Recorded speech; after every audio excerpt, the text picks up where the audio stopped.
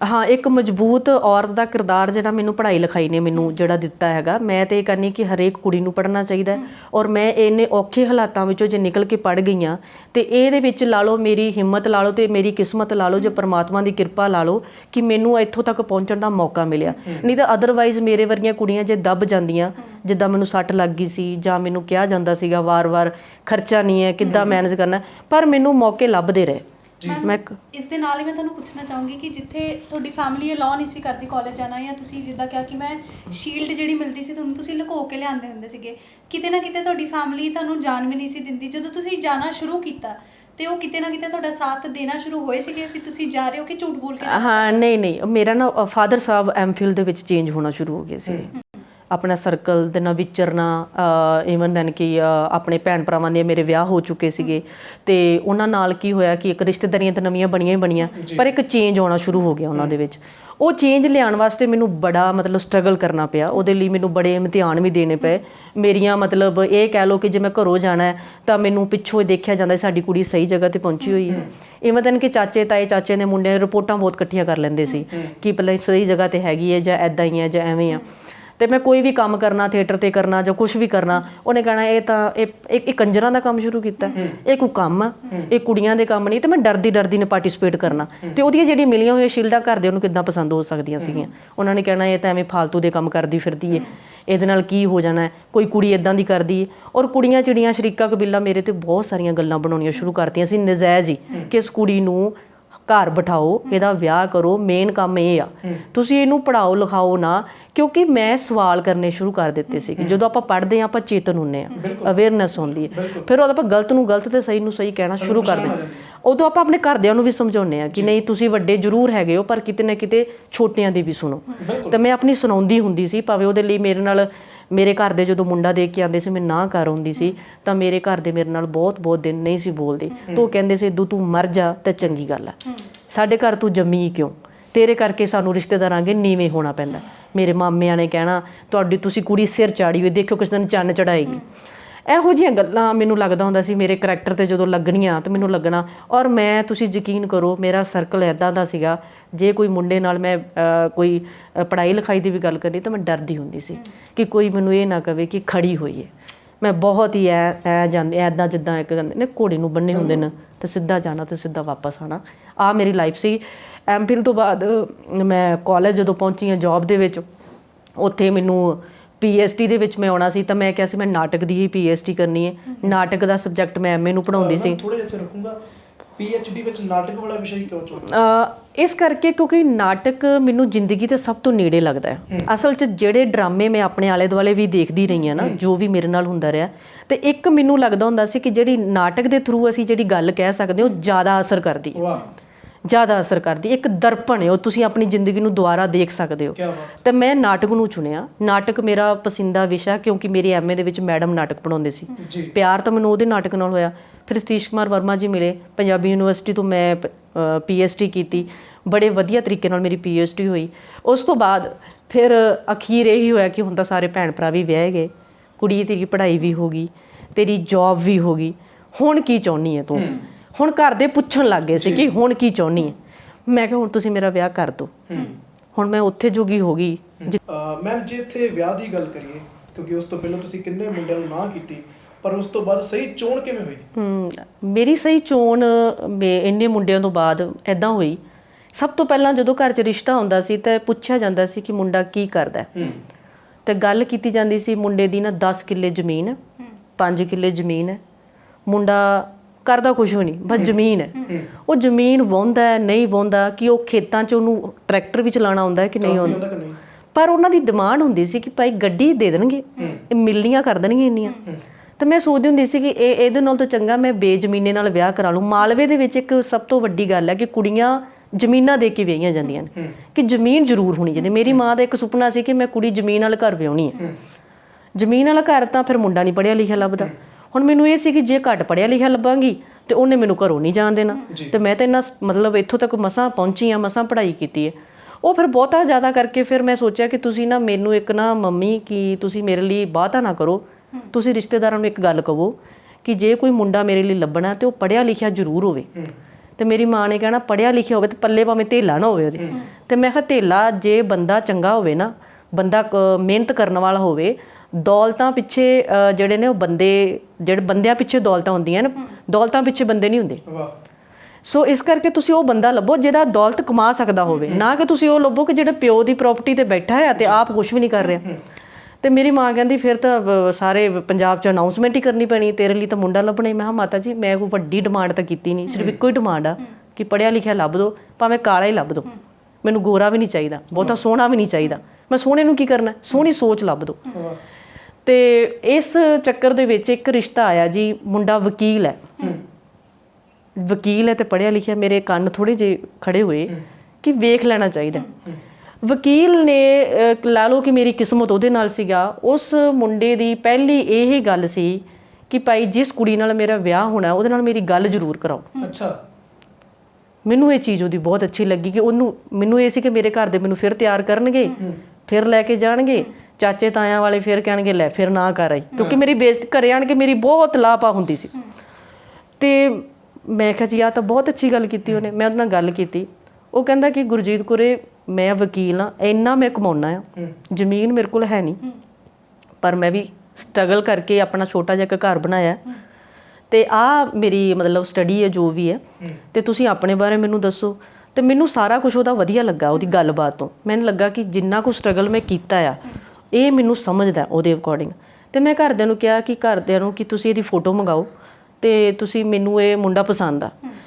ਘਰ ਦੇ ਕਹਿੰਦੇ ਪਹਿਲੀ ਗੱਲ ਤਾਂ ਮੁੰਡੇ ਕੋਲ ਜ਼ਮੀਨ ਨਹੀਂ, ਨੰਬਰ 2 ਅਸੀਂ ਮੁੰਡੇ ਦਾ ਕੋਈ ਖਾਨਦਾਨ ਨਹੀਂ ਵੇਖਿਆ, ਤੂੰ ਫੋਨ ਤੇ ਕਹਿ ਤਾਂ ਹਾਂ ਕਰ ਦੋ। ਮੈਂ ਕਿਹਾ ਮੈਨੂੰ ਜੋ ਫੋਨ ਤੇ ਮੇਰੇ ਦਿਲ ਨੂੰ ਲੱਗਾ ਨਾ ਕਿ ਠੀਕ ਹੈ, ਕਿ ਮੈਨੂੰ ਇਹ ਲੱਗਦਾ ਕਿ ਠੀਕ ਹੈ। ਉਹ ਕਹਿੰਦਾ ਕਿ ਮੈਡਮ ਥੋੜਾ ਰੁਕਣਾ ਚਾਹੂੰਗਾ, ਮਤਲਬ ਤੁਸੀਂ ਫੋਨ ਤੇ ਗੱਲ ਕੀਤੀ ਸੀ? ਫੋਨ ਤੇ ਗੱਲ ਕੀਤੀ। ਘਰਦਿਆਂ ਨੇ ਅਲਾਉ ਕਰਤਾ ਸੀ? ਘਰਦਿਆਂ ਨੇ ਅਲਾਉ ਕਰਤਾ ਸੀ, ਕਿਉਂਕਿ ਮਤਲਬ ਭਾਬੀ ਹੁਣੀ ਜਾਂ ਫਾਦਰ ਹੁਣੀ ਇਹ ਗੱਲ ਕਹਿੰਦੇ ਸੀ ਕਿ ਭਾਈ ਹੁਣ ਇੰਨੇ ਦਿਖਾਤੇ ਆ, ਜੇ ਮੰਨ ਲਓ ਸਾਡੀ ਕੁੜੀ ਕਿਤੇ ਮੰਨਦੀ ਹੈ, ਮੰਨ ਲਓ ਉਹਨੂੰ ਲੱਗਦਾ ਹੈ ਤੇ ਇਹਨੂੰ ਥੋੜੀ ਗੱਲ ਕਰਾ ਦਿਓ ਤੇ ਕੋਈ ਫਰਕ ਨਹੀਂ ਪੈਂਦਾ, ਕਿਉਂਕਿ ਘਰਦਿਆਂ ਦੇ ਸਾਹਮਣੇ ਹੀ ਸੀਗਾ ਸਾਰਾ ਕੁਝ। ਤੇ ਉਹ ਜਦੋਂ ਕਹਿੰਦੇ ਚਲੋ ਠੀਕ ਹੈ, ਉਹਨੇ ਫੋਟੋ ਭੇਜੀ। ਫੋਟੋ ਤੇ ਮੇਰੀ ਮਾਂ ਨੂੰ ਮੁੰਡਾ ਨਹੀਂ ਪਸੰਦ ਆਇਆ, ਜਿਹੜੀ ਮੇਰੀ ਚੋਂ ਮੁੰਡਾ ਸੀਗਾ ਜਾਂ ਕਿੱਦਾਂ ਸੀ। ਉਹ ਕਹਿੰਦੀ ਕਿ ਮੇਰੀ ਕੁੜੀ ਜਿੰਨਾ ਸੋਹਣਾ ਨਹੀਂ ਹੈਗਾ, ਜਿਹੜੀ ਗੱਲ ਸੀ। ਤੇ ਮੈਂ ਪਹਿਲਾਂ ਹੀ ਮੰਮੀ ਨੂੰ ਕਿਹਾ ਸੀ, ਮੰਮੀ ਮੁੰਡਾ ਕਾਲਾ ਹੋਵੇ ਜੋ ਮਰਜ਼ੀ ਹੋਵੇ, ਲੇਕਿਨ ਮੁੰਡੇ ਦੀ ਸੋਚ ਚੰਗੀ ਲੱਗੀ ਮੈਨੂੰ, ਤਾਂ ਤੁਸੀਂ ਕਰ ਦਿਓ। ਉਹ ਘਰ ਦੇ ਵੇਖਣ ਚਲੇ ਗਏ, ਕੁਦਰਤੀ ਉਹਦੇ ਘਰ ਦੇ ਆਏ ਤੇ ਸਾਡਾ ਜਿਹੜਾ ਰਿਸ਼ਤਾ ਹੋ ਗਿਆ।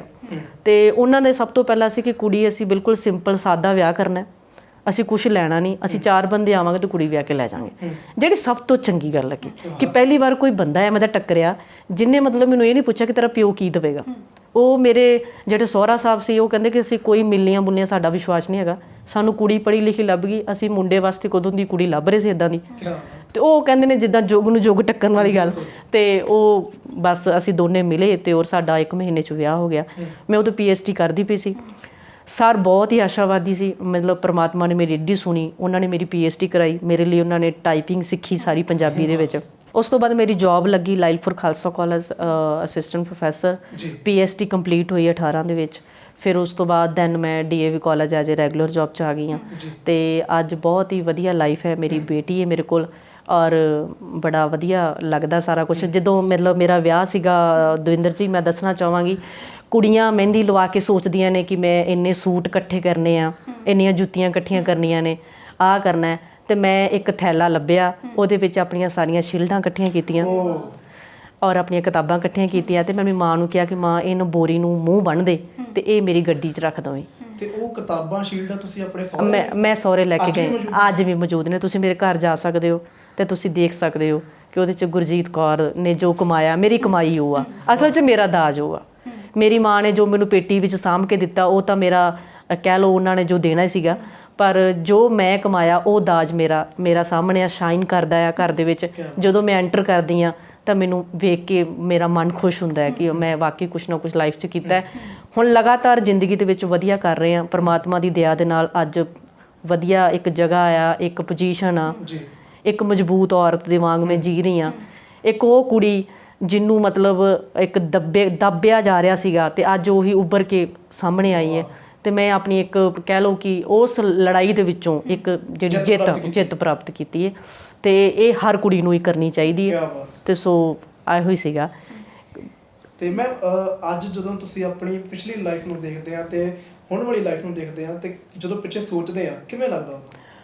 ਦੇਖੋ ਜੀ, ਲੱਗਦਾ ਤਾਂ ਬਹੁਤ ਅਜੀਬ ਵੀ ਹੈ ਥੋੜਾ ਜਿਹਾ, ਪਰ ਮੈਨੂੰ ਇਹ ਲੱਗਦਾ ਹੈ ਕਿ ਪਿਛੋਕੜ ਬੰਦੇ ਨੂੰ ਕਦੇ ਨਹੀਂ ਭੁੱਲਣਾ ਚਾਹੁੰਦਾ। ਸ਼ਾਇਦ ਮੈਨੂੰ ਉਹਨਾਂ ਹਾਲਾਤਾਂ ਨੇ ਇੰਨਾ ਮਜ਼ਬੂਤ ਕੀਤਾ ਹੈ। ਬਿਲਕੁਲ। ਅਦਰਵਾਈਜ਼ ਸੋਲ ਪੁਣੇ 'ਚ ਜੇ ਮੈਂ ਪੈਦਾ ਹੁੰਦੀ ਤੇ ਮੈਂ ਇੱਥੋਂ ਤੱਕ ਨਹੀਂ ਸੀ ਪਹੁੰਚ ਸਕਣਾ। ਅੱਜ ਮੇਰੇ ਉਹੀ ਭੈਣ ਭਰਾ ਸਾਰੇ ਪਿੱਛੇ ਨੇ ਜਿਨ੍ਹਾਂ ਨੂੰ ਪੜ੍ਹਾਉਣਾ ਚਾਹੁੰਦੇ ਸੀ, ਖਰਚੇ ਕਰਨਾ ਚਾਹੁੰਦੇ ਸੀ, ਉਹ ਸਾਰੇ ਅੱਜ ਉੱਥੇ ਨੇ। ਪਰ ਮੈਂ ਅੱਜ ਉੱਥੇ ਹਾਂ ਜਿੱਥੇ ਕੋਈ ਵੀ ਨਹੀਂ ਸੀ ਚਾਹੁੰਦਾ ਕਿ ਇਹ ਕੁੜੀ ਅੱਗੇ ਨਿਕਲੇ।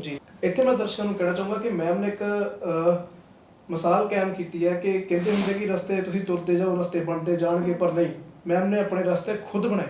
ਬਿਲਕੁਲ ਜੀ, ਬਿਲਕੁਲ ਖੁਦ ਬਣਾਉਣੇ ਪਏ ਕਿਉਂਕਿ ਜ਼ਰੂਰਤ ਸੀਗੀ। ਔਰ ਦੂਜੀ ਗੱਲ, ਇੱਕ ਤਮੰਨਾ ਸੀਗੀ ਕੁਝ ਕਰਨ ਦੀ। ਲਾਈਫ 'ਚ ਆਪਾਂ ਸਾਰੇ ਦੁਨੀਆ ਆਪਾਂ ਸਾਰੀ ਜੀ ਰਹੀ ਹੈ, ਲੇਕਿਨ ਕੁਝ ਵੱਖਰਾ ਜੀ ਕੇ ਜਾਓ। ਮੈਂ ਇਹ ਸੋਚ ਰੱਖਦੀ ਹਾਂ, ਕੁਝ ਵੱਖਰਾ ਜੀਓ। ਅੱਜ ਮੇਰੇ ਜਿਹੜੇ ਵਿਦਿਆਰਥੀ ਮੇਰੇ ਕੋਲ ਪੜ੍ਹਦੇ ਨੇ, ਮੈਂ ਬੜੀ એનર્ਜੀ ਨਾਲ ਉਹਨਾਂ ਨੂੰ ਪੜ੍ਹਾਉਂਦੀ ਹਾਂ ਤੇ ਉਹਨਾਂ ਵਿੱਚ ਇਹ ਚੀਜ਼ ਪੈਦਾ ਕਰਦੀ ਹਾਂ ਕਿ ਬੇਟੇ ਜਜ਼ਬਿਆਂ ਨੂੰ ਜਿਹੜਾ ਹੈ ਉਹਨੂੰ ਪੈਦਾ ਕਰੋ ਤੇ ਸੁਪਨਿਆਂ ਨਾਲ ਜਿਉਣਾ ਸਿੱਖੋ। ਸੁਪਨੇ ਕਦੀ ਵੀ ਮਰਨ ਨਾ ਦਿਓ।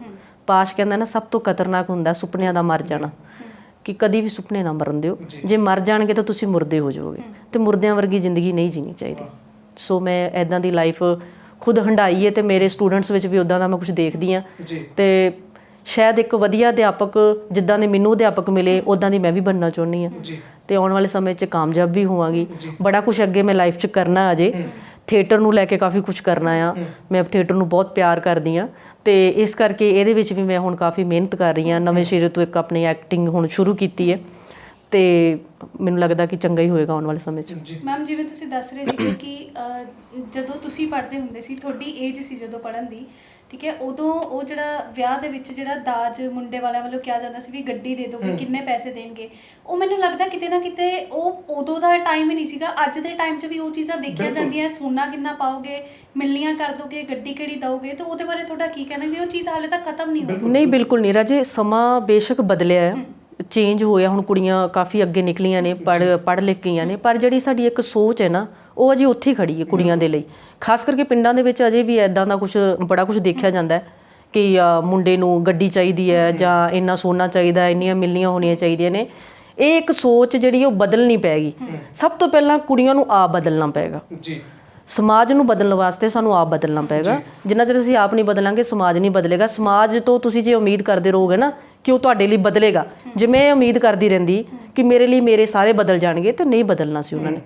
ਉਹ ਬਦਲੇ, ਪਰ ਬੜੇ ਸਾਲਾਂ ਬਾਅਦ ਬਦਲੇ। ਉਹਨਾਂ ਤੱਕ ਮੇਰੀ ਬਚਪਨ ਦਾ ਪੜਾਅ ਲੰਘ ਚੁੱਕਾ ਸੀ, ਮੇਰੀ ਜਵਾਨੀ ਸ਼ੁਰੂ ਹੋ ਚੁੱਕੀ ਸੀ, ਉਹ ਖਤਮ ਹੋ ਚੁੱਕੀਆਂ ਸੀ। ਮੈਂ ਬਹੁਤ ਸਿਆਣੀ ਕਰ ਦਿੱਤੀ ਸੀ ਘਰਦਿਆਂ ਨੇ ਤੇ ਮੈਂ ਉਹ ਚੀਜ਼ ਨੂੰ ਭੋਗਿਆ। ਨੇੜਿਓਂ ਲੜਾਈਆਂ, ਝਗੜੇ, ਉਹ ਮਾਨਸਿਕਤਾ ਕੀ ਹੁੰਦੀ ਉਸ ਬੱਚੇ ਦੀ ਜਦੋਂ ਤੁਹਾਨੂੰ ਇਹ ਕਹਿ ਦਿੱਤਾ ਜਾਵੇ ਕਿ ਭਾਈ ਤੂੰ ਆ ਫਲਾਣੇ ਨਾਲ ਨਹੀਂ ਬੋਲਣਾ, ਤੂੰ ਆ ਘਰ ਦਾ ਕੰਮ ਕਰ। ਹੁਣ ਮੈਂ ਖੇਤਾਂ 'ਚ ਵੀ ਕੰਮ ਕੀਤਾ, ਘਰ ਦੀਆਂ ਪਾਥੀਆਂ ਵੀ ਪੱਥੀਆਂ ਨੇ, ਗੋਹਾ ਵੀ ਚੱਕਿਆ, ਸਿਰ ਤੇ ਤਾਸਲੇ ਰੱਖ ਦਿੱਤੇ ਜਾਂਦੇ ਸੀ, ਚਲੋ ਸੱਟ ਕੇ ਆਓ, ਕਰਕੇ ਆਓ।